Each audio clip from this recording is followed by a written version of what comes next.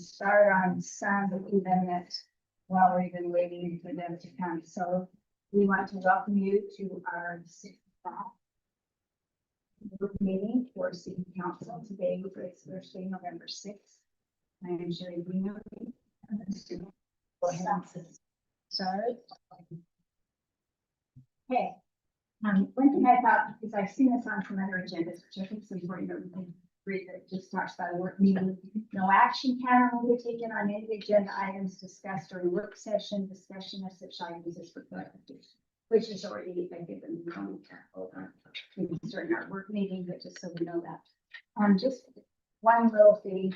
So we talked last time about changing from the first city.gov and the Utah.gov. Because of the shutdown, we are not able to do that. So we had to go ahead and renew our contract for our domain. So for one more year, and we still things get up and going, we still go the city. And then when that possibility comes around, we will see about doing that. It was something that was out. This is just for information also too, that was in your packet. You probably all saw a copy of the JUB invoice. This is for the design of the lift station. This was in your packet. So I received a voicemail the other day from JUB asking about payment on this. This invoice was for planning services in 2022. This invoice is actually addressed out to you October 12th of 2023. And so they were asking about when we would be able to do payment on this. If we end up doing some kind of a. I think we probably ought to review that with Jared. I think he's got all the information on this. You know, we thought it would be good for the city to have a design for a lift station rather than just let anyone design a lift station the way they wanted, especially when they end up turning it over to the city anyway. For sure. So that's what that entails, and I think there was quite a bit of discussion even on the amount that was due. So I think if we check with Jared on that, we'll have all the participants. Yeah. So I just wanted to bring this to your attention because, like I said, they reached out to me after repayment. So maybe even next month's work meeting, we could even have, or maybe by then we can talk to Jared and have a little more information and have him come. As I started saying, yes, if the time comes when a developer is actually using this lift station, they could pay part of this if they ever end up participating in the tax financing tool. This would also be something that could be included in there. So like I said, this was just for your information. You sent this to me and you said we just have to be paid. Is that for a lift station that was specifically already built or just a generic lift station? Generic. Generic. So Yeah, it's just a plan that the developer can use anywhere. You know what? Just for the design. Yeah, it's that's just for the design, but Jared said when they did it, just like you mentioned, they wanted something that could be, if we could use that design over and over. So this would be why if ever we needed to do another regional lift station, we wouldn't have to have it designed again. And this is a shovel ready, as they call it. It would be ready to go. And so, yeah. Anyway, so that's one thing.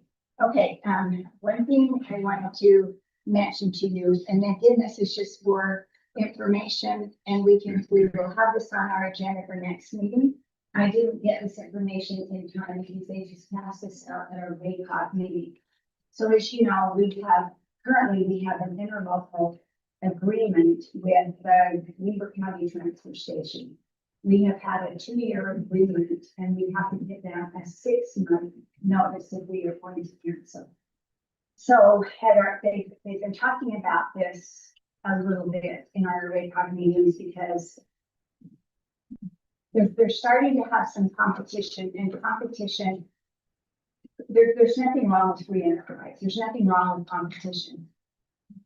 The challenge is that in order to have the Weber County Transfer Station actually be a viable option, not just for cities to use, but also for our residents to use. It really does take probably a commitment for most of the municipalities using that. You know, they have done some improvements over at the transfer station. So what they're asking us to do, because our current contract will actually expire in December of 2025. And like I mentioned, it's been a 2-year contract with options that you could renew it up to like 12 years with the 60 seats. What they are asking, and that's what this is, but like you say, this, I just wanted to present this, and well, you'll get this in your packet in December for us to vote on. They would like us to do a 5-year contract and give them a 2-year out notice if we're not going to be using their services. They said 6 months doesn't really give them enough time to say, okay, if we're going to lose X amount of cities, how are we going to make up that revenue to even keep that station going? Some things that they talked about is some services that they provide for our residents in addition to us just having it be where we as far as where we pick our surplus. They are available on Saturdays. They take mattresses, they take tires. There's the waste, toxic waste, you know, some of those other things they do, where sometimes some of the private ones currently do not take those items. If it comes to the point that, if it comes to the point that they don't feel like they have enough cities that want to use this, and they end up closing this down, then our option would be to go to one of these private transfer stations. But then our residents do lose some of those services. You know, they talked about green waste. They take the green waste, and we talked about this one of our meetings, which is something I think we should talk about in the future. You know, we may have somewhere out in Hooper that we could do a green waste drop off for. So they would like us. They said, you know, it's basically the nurse said, we've already done our agendas. You know, this might get on to talk about it this time, but they would like us to have these on our December meetings. And by then, if you are willing and interested, then we would sign this interlocal agreement with them. But again, this would be 5 years with a 2-year. So if the one lock-in pricing, Hey, or is that going to be adjusted? hey, that's really a good point, and that was one thing the mayor told us. They said, if you're going to do this, you have to give us some kind of a price guarantee then. So let me just say just real quick about what their prices are now. So we currently are paying $50 a ton for us to take our city back there. There's a private company that just started, and so I was sitting next to another mayor that said they had been contacted, and they are offering them a price of $48.50 a ton. But then it had a lot of restrictions. And this mayor said when he was reading through it, he said, for me, it's not worth $1.50 a ton because they can get you to sign on and say, you come with us for the $48.50 a ton, but because they're a private entity, the next year, maybe they would have us go up to 55, where the county, I think the county still has to pay its employees. You know, but one thing is it's an enterprise fund versus, so they're not really out to make money off of this, but they do have to keep up with these things. So, and they also had, you know, passed out that told us about our tonnage reports. You know, I can include every bit of this in the packet, or if any of you would like to see it even sooner than when we, you know, for December, that you might kind of want to know what our, you know. Those are counts. So in 2024, we had 4,510 tons.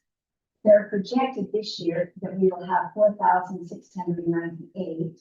And so then they're figuring at the end of next year, it would probably go up maybe to 4,700 tons. So, but I think this is something, you know, not to spend too much time on this, but something I think we really should look at too. We have waste management. We're really happy with waste management. I also think though we should do some comparison pricing, because when you talk about the other mayors, not everybody, there's different companies. I'm not saying we won't stay, but I think really to be fiscally responsible, we should do some price comparisons and see. So again, this is something that, you know, you'll need to decide on. but this will all be information that will be available, but they said if we just kind of introduce it to you now. So then at the next, in December, then we could have this ready to, and I asked them, I said, does it have to be by the end of the year? And they said, yes, it really does, because we need to have those contracts in. So any questions you think, I just say, you'll get more, this is just kind of a quick.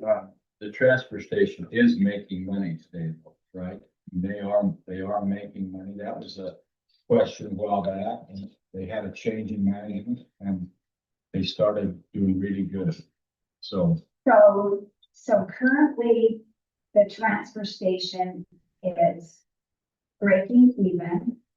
They are a little worried that this year they might win the hole a little bit.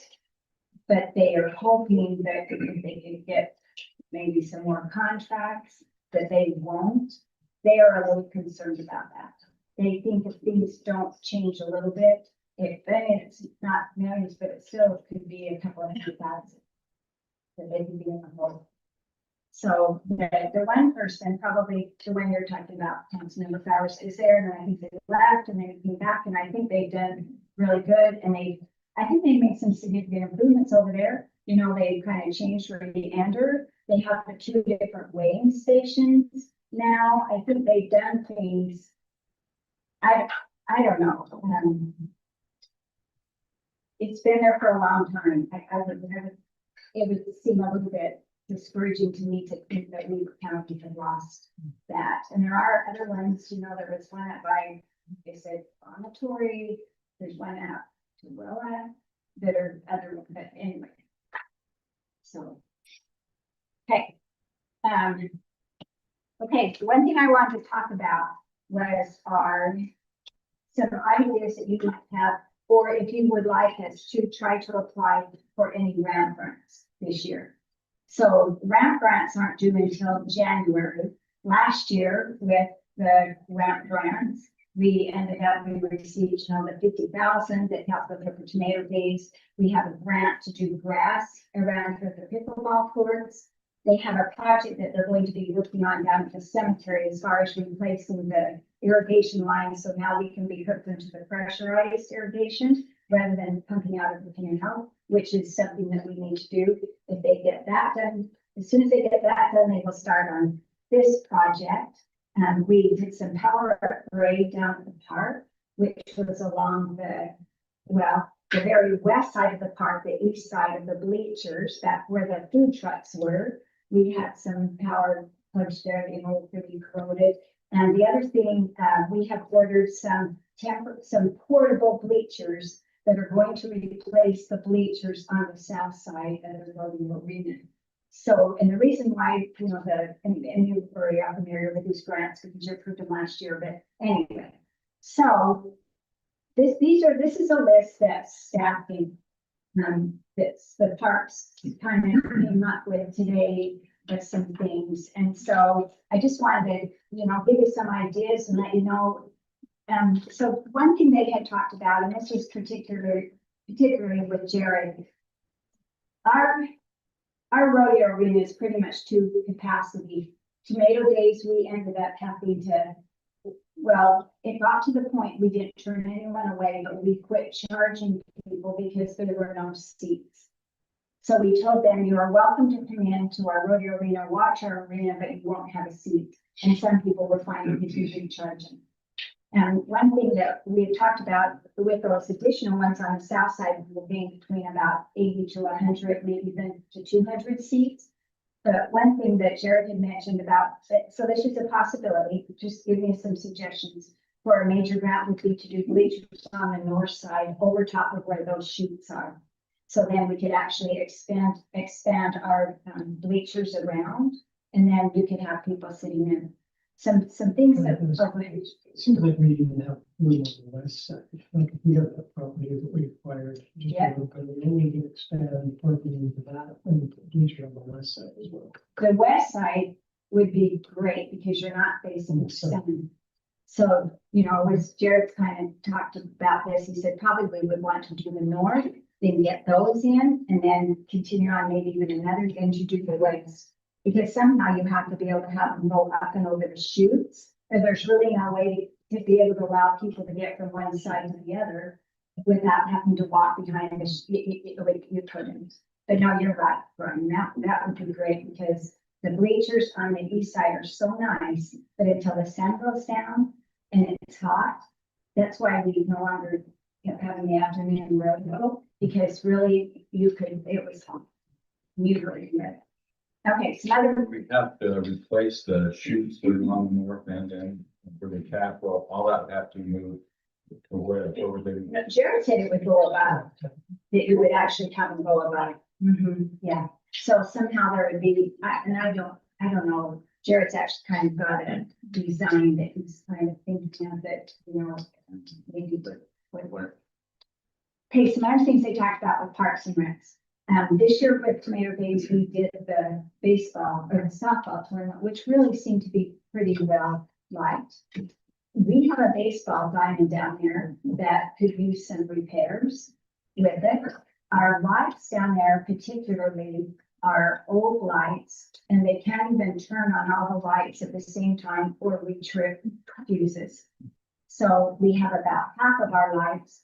So if we did LED lights, we could probably use the same poles. If we did LED lights, we could probably replace all of those and get our lights and spend less and have it be less expensive than the lights we have now. They kind of talked about it might be nice to have a scoreboard and sometimes you can go to someone, perhaps like Pepsi or Coke, and see if they would want to help us sponsor. And then just, so you probably notice, so you have the dirt and then you see where the grass is and the way that they used to water when they flooded it, and you'd be really familiar with this, because you used to do it, but it has kind of that lip, but now they don't flood it anymore, so now by the time you level that out and probably have a little better. That was one thing they mentioned about possibly doing that. I'm not 100% what this is. Jared just said it's the lead up shoots. Oh, maybe it's those same ones. I don't know if you noticed this year and someone could correct me because I'm not as familiar, but how they have the return alley. I think that's what they're talking about. They had some inside our rodeo arena. They had made some panels to take the cattle back through when they're roping them. So that would be something that would be more of a permanent type thing. They talked about possibly a new, or at least an additional rehab on our announcer stand. Our announcer stand down there is really old at the rodeo arena. They talked about getting another set of small portable bleachers. At times we have need for another set of bleachers for Tomato Days or other events that we might have. And one thing that we feel like would be something really good to have, we currently do not have a sidewalk from where our large pavilion is at our main park to the restrooms or to our veterans monument. So even though we have a handicap accessible coming into our park on the south side, there's no way then for them to get across there over to the restrooms. They can go across grass, but it would be nice to have a sidewalk there. And I've had a few veterans that have expressed concerns to me. My name is on the memorial, but I can't get over there to see it. So that was an idea. And another idea they brought up was possibly putting just a small set of restrooms by the pickleball courts. Because of the distance from the pickleball courts to these restrooms and living across the street from the pickleball courts, I can attest to this. There is a hill that gets used quite often as a restroom and probably should not. And they said if before we did the grass, if we were going to do this, it might be a good time to plan that. That if we did ones out here, could only maybe have it just be two, a smaller one, and then they could hook it into just so we plant the grass around it with the other more accessible for the people that were over there. Those are some ideas they have. This will be up to you if you want to, but if you want us to work on any grants, if you have any new ideas, these are just some that staff came up with. What's the best strategy?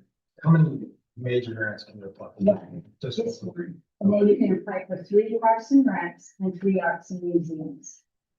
As far as arts and museums, we've applied, for like Tomato Days, the rodeo, sometimes we have from the park, sometimes that's been an easy grant, So bleachers would be a major. Jared said they would be in nature. I take into account that only a benefit our community, but it's everybody around. Mhm. It was the max stuff. So major grants have to be over 199,000, or 200,000, yes. And the more points you get, the better. And if you have the 50% match, you can get maximum points. One thing though that we've done in the past, because I was always really conscious about this, is it's not always cash that we match. We could match the ground, the value of the ground. If our guys did any of the work, you know, like for instance, these glaciers that we're doing, the ones that we did last year, they're tearing them all down. If we use any of our equipment, that counts as a match. You can't count labor if it's doing their regular hours, but if it's after hours, you can count labor. You can count volunteer hours. Every bit of that counts as a match. It would cost to build an indoor lighting. Okay, that's a dream, right?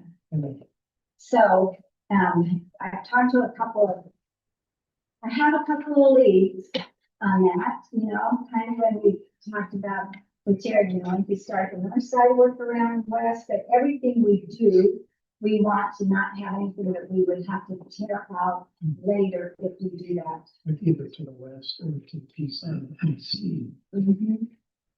Yeah, but it would be used all the time, and when we're doing the real European contest, you know, all of a sudden it starts to rain. You think, oh, only we had it indoor arena, but that would be it. I think if we ever did an indoor arena, it would be a combination of grant, Utah for recreation grant, possibly going to Utah State, the Utah Cultural, they end up sometimes giving grants. I've had a couple of private donors that said that they would be willing to do that. So, so I think, you know, yeah, I could not do something right but again, this is the thing I feel about grants. Grants is money that we might not otherwise normally get, but it also has to be something that we feel like is going to be practically used within the community.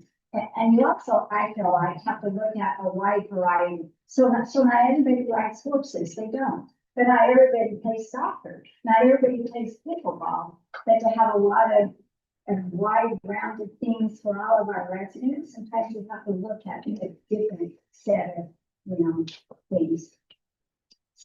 So just some ideas, you know, if you come up with any, it would be good if by, you know, at least by December, if you're thinking this way, if you have any ideas or anything, if you'd like me to have Jared come in, maybe do it, you know, he knows more about the rodeo grounds than I do.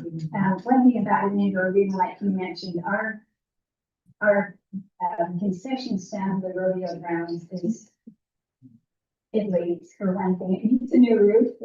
It's old. The bathrooms down there are old, but we don't want to get new of those. If ever we could swing it into our arena, because then we feel all that into with it. So, you know, I'm not one that likes to do things and tear them down and replace them. That's why I thought if we think we are going to want bathrooms over by the pickleball courts, it would be a nice thing to probably do them while they're doing all of their landscaping, their, you know, sprinklers and grass. So this is that. Can you think of any other ideas or? What about the, we talked about. Dump station. Phase two. Phase two. Yeah, they've asked that about it too. Are we still thinking of trying to do that dump station? Because that was something they did talk about, so, yeah. And, I mean, I think anything we do, and I think any of the things we have been a good decision. So. Anyway, so if you have any ideas, but like we say, by December, it would be nice to kind of come out, because those would have to be voted upon and approved before we apply for those grants. And if you can think of anything else with arts and museums, I don't know. You know, we were kind of trying to think 3 years in a row. I wrote a grant to try to get in that Chinese message board. So that front we could say, but after the third year, they said, we're not, this isn't qualified. We're not going to give you a grant. But put a fine. They used to let people apply for parades and they don't let you apply for parades. You can't do drone shows, fireworks. They can't have anything to do with food or prizes. So, I mean, there are a lot of things that some things that we do. So, okay, any thoughts? Anything with that? Okay. Okay, so, see, grant, okay, a couple of other things. So it's been, well, I'll just start right from the start. So we've been working on 5500 West. And we have the initial, so they kind of started calling these phases. So we have the first phase, which was from 4200 South down to approximately 3500 South was the first phase. And that has been completed. But I believe it was in 2022, we were awarded the money with that open house that went on it. And this is on 5500 West. That is from 5500 South to the Davis County line. So the whole thought process along this is we probably are going to need to have 5500 West as improved as possible when they start working on SR 177. And when you apply for any money, so the money that you would apply for now is for 2028. So we're a few years out when that money will become. So JUB, who has always been the ones for, they've been there list for years, so they've been the ones that have written our grants. And I believe we already talked about this before, but they have applied through a grant through Wasatch Front Regional Council to do from 5500 South maybe to 5100 South. So we're just doing a little bit of a chunk at a time, and also in 5500 West. One big consideration along there is also safety, and there's some kind of a safety rating that you can get because children along there have to walk to Hooper Elementary, and we know there's on the west side of the road, you have the trail, but on the other side there isn't. And so when JB, and when they applied for this grant, and it was through Wasatch Front Regional Council, they estimate that this project is going to be a total of $4,051,500 to do that half a mile Champa Road, which seems end up, doesn't it? So JUB, like they've done for us in the past, applied, and Wasatch Front Regional Council awarded Hooper City $2 million, but that only got us halfway. And we do not have the additional $2 million. WACOG on Monday approved for Hooper City to get the other $2,052,000. So this entire road would be paid. Well, I can't say entire road. That entire section of road would be paid for with no cost to the city. So that, but again, that money is 2028. It hasn't been put in our budget, nothing yet. Because it's so far out, you know, you apply and you get on the queue, you know, if they move up the time frame of SR 177, it looks like we need to get that road done sooner. They can always, UDOT can always bump us when that money would be available for us. But now it's 2028, and then when that part's done, then we have left to do from 5100 South to 4200 South, hopefully before SR 177. And this pays 100%. It does 100%. But then 100% going to be increased by 2028. Well, when they do that, we build in contingency funds. And sometimes what they do as well. So for example, that agreement that was signed with WACOG for our half of the portion from, now I'm on talking on 5100 West. That went from 4,000 South to 3,300 that we had signed in our commitment, and our portion was 290,000. What Hooper is going to do that they talked about is not putting a sidewalk on Hooper's side to save costs. So if the costs have gone up, there will only be sidewalk on the east side of the road and not on the west. So there are things you can do. If cost goes up, I know they talked about that as well down on the portion from 55 South down to the Davis County. Yeah, so those are some things. So, you know, it's really hard to bid out a plot. Because if you're not even getting the money for 3 years, what will the cost be? But that's one thing they have said, well, then if that comes down, one thing about this as well, on this is phase 3 now, because I kind of was, is they want to connect. So there's going to be a trail, as we already know, that comes down where SR 177 is, and then we have the walking trail now that comes down and stops at 5,300 south, right before where the trusses. So they want to connect that trail and have it also connect behind where the landings is, and then have it go up and connect where that comes up through West Haven, and then it goes all the way. That's part of their active choice map that they're looking at, and that's a big thing too. They're trying to connect some trails. So anyway, I know it seems like a long ways away.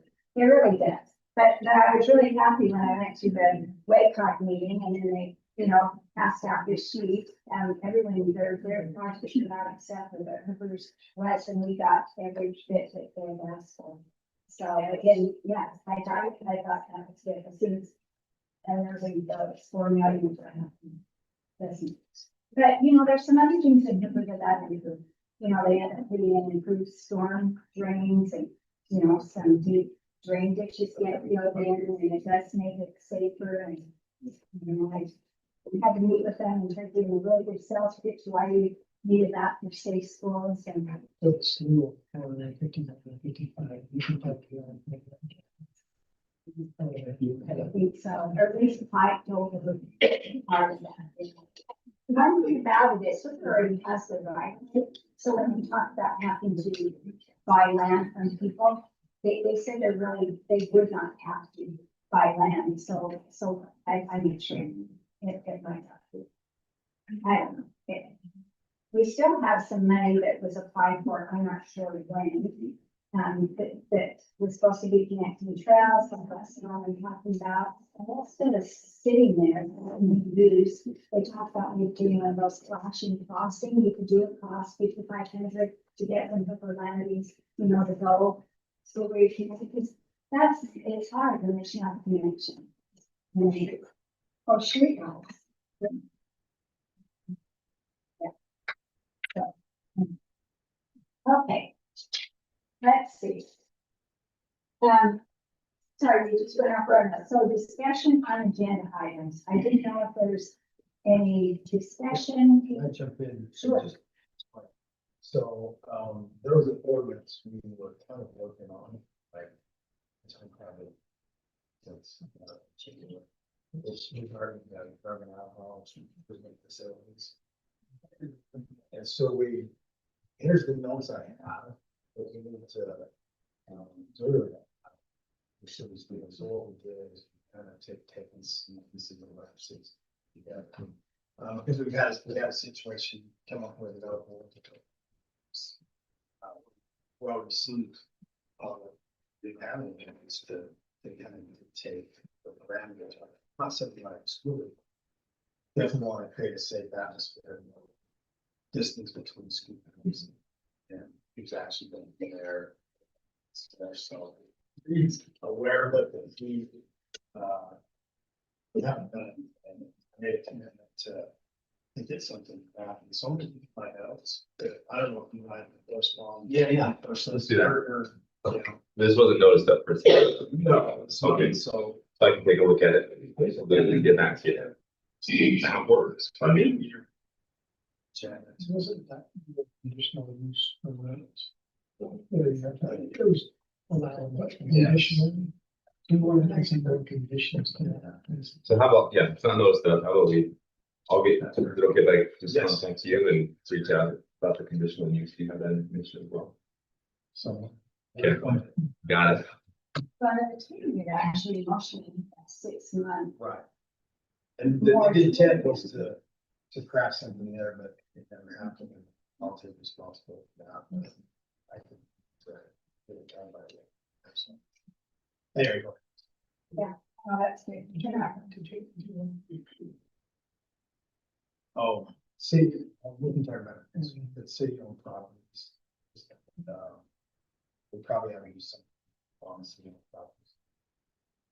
access to it. So there's no. Here's. An ordinance. Or But we can put it on an agenda. to discuss. It wasn't. Okay, Okay, There you let's back to agenda items. Anybody have anything you want to discuss as far as today's agenda? You folks about the 250. Yes, yes. Yes. So, yes, next year, on July 4th, 2026, it is the 250th anniversary of America. Utah, in coordination with that, wants cities to become involved and do something with that. They are going to give cities that apply. This isn't anything like a first come, first serve. It is cities that apply by the end of the year can get a one-time stipend of $1,500 to help them with something. So they talked about it quite a bit at the Utah League, and I kind of, it lapsed, and then when I got time to look into us, we had to have it done. Then I reached out to Matt because we have to have a resolution signed by city council saying that you are willing to participate in this. So, and we don't have to specifically say they would like us to have a project if we do, but that's not, I don't believe a make or break if we get the stipend. And Daryl Sheets is coming tonight for a presentation. He's going to be, so we put him at the very end as a possible project is participating in a wreath across America, which is where they put wreaths on the veterans' graves at Christmas time. And so that is something. And so even if we pass this resolution and we got the money this year, they said we could still spend it next year on a wreath across America. The money would just have to be spent by the end of December 2026. And he said, maybe if this year, and like I said, he'll come in and explain, that there might be some things we could do this year, or if there's something else you would want to do. those are two separate. They're not related. We're just saying there's a possibility we can do anything different. Yes, that's a possibility of a project that we would designate and say, okay, as far as our America 250, that a project that we would like to do is Wreaths Across America. And he'll explain, so I don't want to take more details, and like he's going to explain. Or if there's something else we would want to do with that money. But I wouldn't want us to miss out on that $1,500 stipend because we can get it. And you'll see, we probably saw the resolution in the packet, but it's just kind of a general just saying, Hooper, yes, we want to join. Tonight when we talk about it, there's a little 1-minute video that we will show you that kind of talks a little bit about it. They passed us out these little cards. Instead of Wreaths Across America, isn't that that's every year though, isn't it? You don't have to do it every year. It's just whenever you sign it for me. So what the Wreaths Across America is to that people can come in and buy a wreath to put on their veterans grave down at the cemetery. So we would have a committee that would come and do that. Do Daryl tell you about it. Sometimes they do a little bit of a program besides, but it's year by year. If you want to do it, you can. If you don't, so that would be something. But they have a small list of things that they passed out about this America 250 Utah.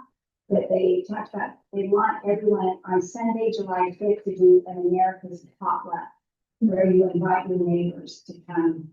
They're going to do this walk 250 where they want every weekend to walk 250 miles. There's going to be a tennis mighty, there's going to be a display at the Capitol. Anyway, just a lot of different things that they are doing. But again, the only urgent thing we have to do right now is just sign a resolution so I can finish the application to get the money if we want to do that. And, Daryl Sheets mentioned he'd be interested in doing the release. And David Craig, this goes back several generations, go back to war, and he said he would be honored to help with that. that if we want to use that money, people can still pay for the level, one, but then that would give the city money that we can buy additional if there's no longer people letting their money. Some other things they do, like Washington City, some cities are changing their logo for the year, like starting in January, whenever they put red, white, and blue. So instead of having our Humboldt City logo, we change it and have it be red, white, and blue. I don't know, you know? Yeah, there's, anyway, so that's what it is, yeah. But I have to say, we'll show you this little, clip that they've done, and then we can do that. Okay, the other agenda items. No.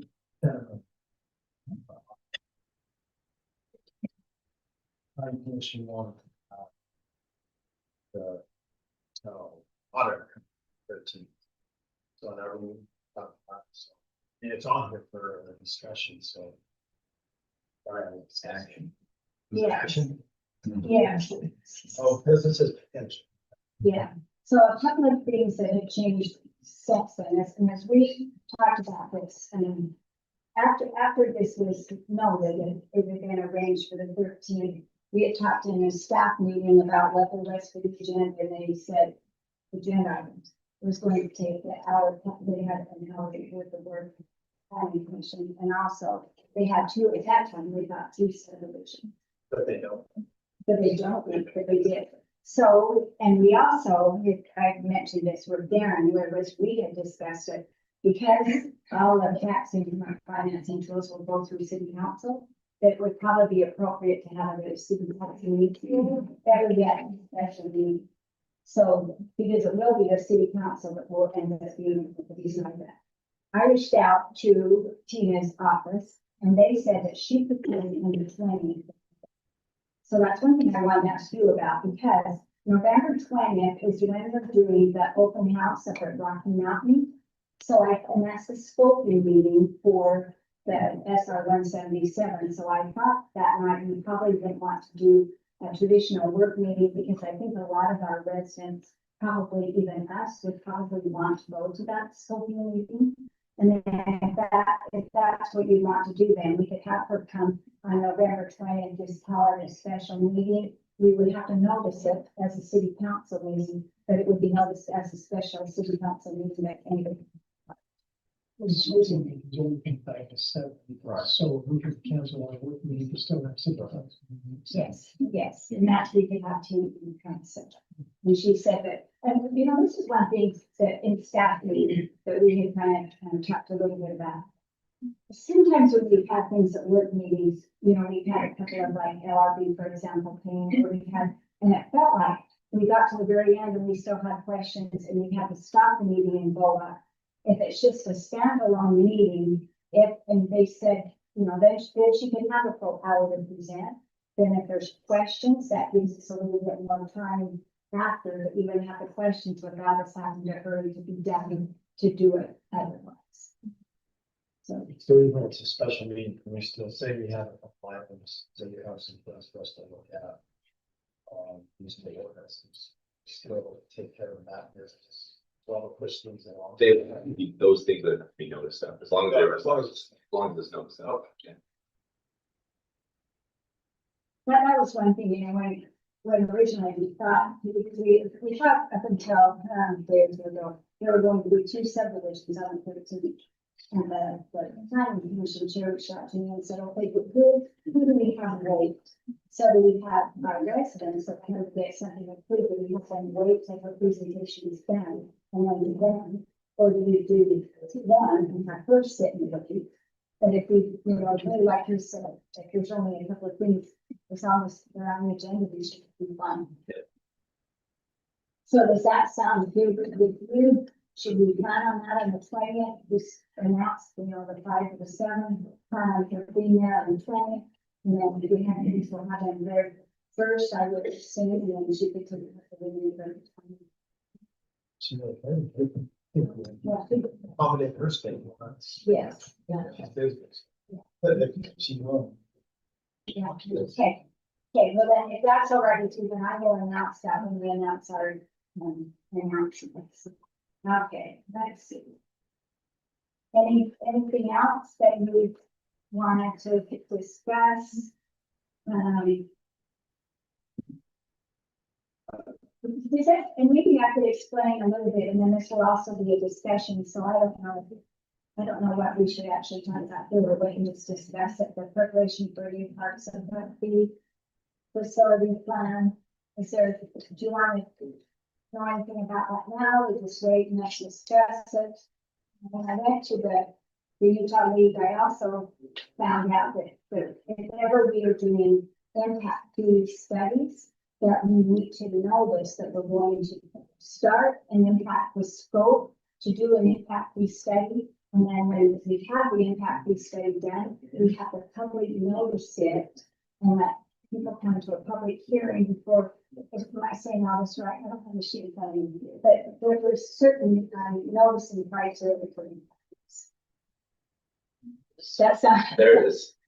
anyway, so we were at first going to just say, you know, that they were going to start on this, but then we realized that we have to, you know, let everyone know that we are preparing for a new parks impact fee. And so we don't have to have a public hearing right now, but we do have to notice it, that they are starting the scope to do the impact fee study. Then let's say have that done, and then we can even talk about this more. Today is JDB, that was. Yeah, yes, and I had him kind of, then give me a few notes because I was not that good, because they were telling me this, and I said, I don't remember. There is a IFMP, which is the impact fee facility plan, and then there is an IFA, which is an impact fee analysis. So we have to notice that we are starting to do our IFMP, which is our impact fee facility plan. And they said, and so that includes anything that, you know, might be infrastructure and that. And then once that's done, and they come up with the analysis, that's when they would say, okay, on a 1 acre parcel lot, if you have a new home, their impact fee would be X amount. And then that's when we have to do a public hearing and let everyone be involved with that before we can adopt officially yet. So I think that's really, that's a little bit of that. Okay. Well, if anything else that we maybe don't, So, well, on a discussion, I thought that they were planning issue policies and procedures, so. Those are your thoughts. So, I asked if we could have some more time for that. Oh, you did. Yeah, Matt is, the one reviewing. I reviewed it one time, and Matt's taken on the review since the open examination. There's a few concerns. I think to be able to do a thorough review. The one issue is there is in the procedure gives any two commissioners the ability to put anything on the agenda.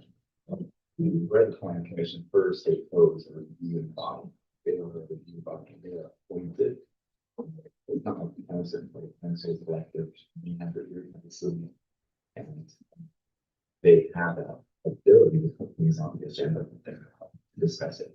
Instead, you're over appointed individuals. And not, I don't know, questions about one any of them individually at all. So I'm just saying in the future, there is somebody that. Sure. You didn't have that, but just put something on there that could get away from the council. So that's just something that could get away. That's something that I would say. I don't know about people done that. Technically, for our ordinance, they really don't. To adopt the policy, is that correct? They can adopt policy and procedures, but they would have to do something. So these new policies and procedures is something they would not. So that explanation necessary. It's just something that really doing. Yes. Well, maybe they could just identify a procedure of something on the agenda then. You know, something, just a procedure that involves policy. I mean, such as, which is interesting, usually the staff the staff, like Malcolm would be a person to staff the board, to want to work with the agenda for planning specifically. But I mean, people mock-ups. Notice this up to put something, like that's a way that the council could put something potentially on the final function agenda. We can talk about the very procedures. That is how we do it as far as putting things on the agenda. Then we have staff meeting every Tuesday. Marvin will bring in the book and say, here's our every meetings. Now, you know, show us nothing, but you have it coming on the agenda. They are. And just for way of information, so when we received the last changes on this, I did send those to review, and this was back in July. And so, and I know Reed had been working on it, and I had asked him a few times, he said, oh yeah, I'm still reviewing them. And I specifically asked him if he had to review it, and he said, yes, it has to be open notice. So the last time I asked him, he said, oh, I about got it done, and then we were switching, so that makes sense. So I don't think this is going to be her, it's just that, and where we haven't had, I did, it was within a week, I really had to review. So let us review and make some changes for what we've seen that helps that's successful in different cities. And hopefully we can add to it and make it better. Maybe that's a question over here. I know I've been so a little bit, maybe since you're sitting next to Yeah. and language, some agenda has evolved, you just say that, different last few months. I think there's a possible motion to the actions instead of just motion. We've never seen possible motion. And I know we're thinking on the agenda. Could possibly in motion. Yeah, we're looking at like the Open and Public Meetings Act. So it could be in this section, it's possibly. Potentially arguing for it, so deal. But that is. We're looking at the cities agenda and it's something. It's possible. It's just possible, but it could be something that you decide that you don't like. And like you change, but it is that notes. One thing too, you know, I mentioned to New York and I'd rather go it different, and I don't know that this is something we even want to do, but for example, to get another city's step or the council meeting, and they always, and so does the sewer district, always lists possible closed door meeting or possible executive session if ever you need to move into.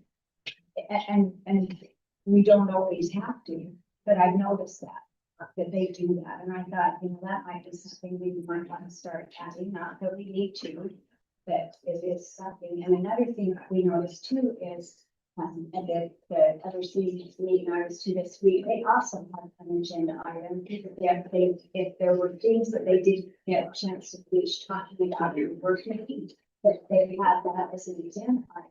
Because I felt that too, sometimes we weren't quite done. But if it's not on our regular agenda, we really should not be talking about it. So I thought that's actually a good thing you might want to add on. You know, if we're not done, they can still be talked about. Yes. The last thing is, when we appointed it said later on, and but not all the things that finalizing what we want to version and talk about. I think it's later enough. We're gonna cross that bridge again there pretty quick, and so. So I had asked to put it on the next agenda, the next. You did? Oh, good. I said that it do it kind of review and everything back there. Okay. And the one. Okay, anything else? We can bring the thing before we move back.